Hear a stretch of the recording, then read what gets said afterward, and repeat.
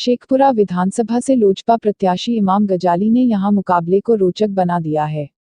आज लोजपा के सांसद प्रिंस राज और पूर्व सांसद सूरजभान सिंह ने चेवाड़ा के गांधी मैदान में उनके समर्थन में प्रचार किया और जनता से इमाम गजाली को भारी बहुमत से जीत दिलाकर नीतीश सरकार को उखाड़ फेंकने की अपील की। देखिए धर्मेंद्र कुमार की ये रिपोर्ट।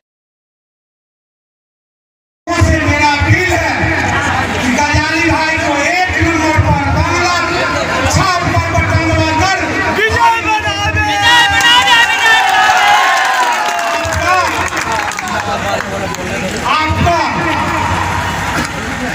घर का बेटा घर के भाई बन के गजाली जी रहेंगे, हिंदू मुस्लिम सबों का काम कर रहा है। इसलिए और आपका एमपी और विधायक जब एक रहेगा तो चहुमुखी विकास होगा। इसी के साथ में अपनी वाणी को विराम देते हैं।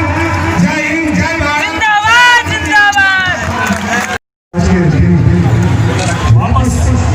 आपको वापस आने के लिए हमने ये विशेष रूप से तैयार किया साथियों, ताकि भविष्य में जो बच्चे हैं उन्हें पढ़ने के लिए बाहर ना जाना पड़े, जो बड़े हैं उन्हें काम करने के लिए प्लान करने के लिए मजबूर ना होना पड़े।